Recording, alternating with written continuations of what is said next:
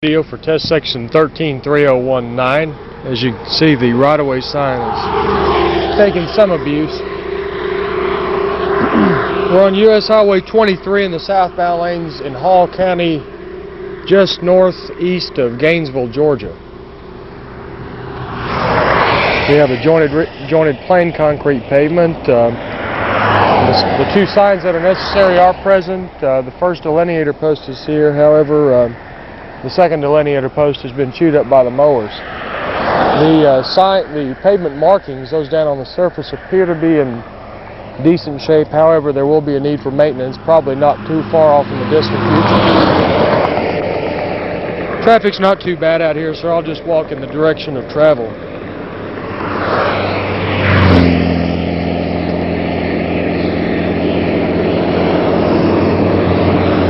I'm going to stop and show a typical joint here. The joint sealant's in excellent condition. This is a rather new pavement.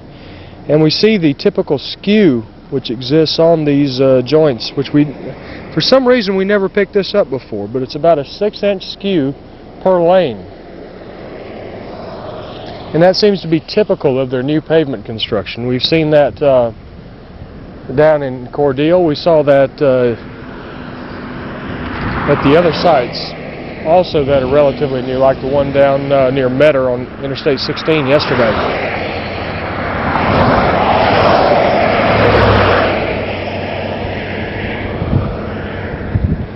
Now see, in this case the skew exists, but it's only about 3 inches.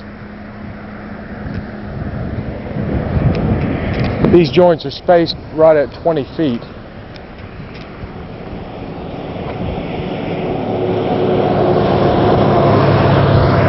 And not all of these joints are skewed in that manner.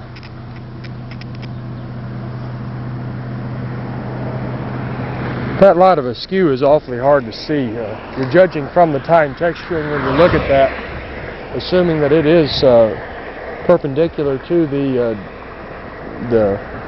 alignment. And here we go again with the skew. There's no distress to report in this pavement. It's exactly the same as it was when we first came out to see it 3 years ago.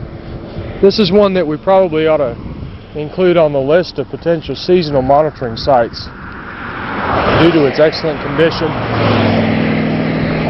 The thing I'd like to do, I guess, before we actually pin down the ones that we want to pursue with the states is to look at the variability we had in the deflection measurements over both the front end and the back end of the test section.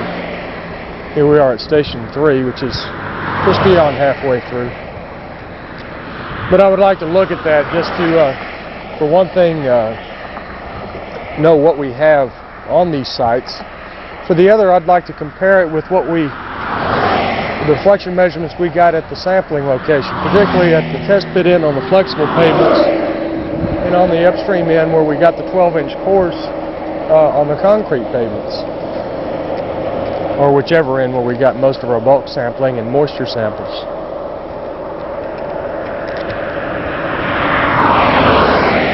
This site would definitely work according to most of the other criteria. We don't have an absolute flat grade, but it's flat enough. It's flatter than the cross slope, that's for sure.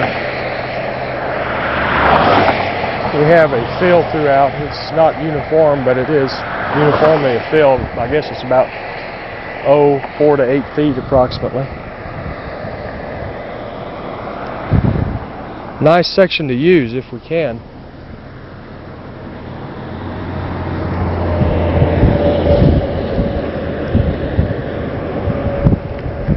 Good sized dogwood tree back over there.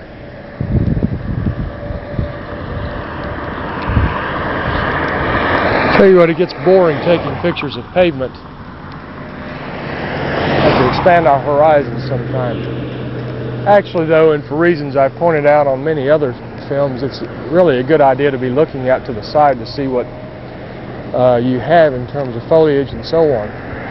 As you can see in here, we've got pine trees growing, which normally means that you've got fairly good drainage conditions. We can have a fine-grained soil here. In fact, I believe we do. It's predominantly a silt-sized particles, but not a type of soil which just holds water up like some of the black clays we see back home.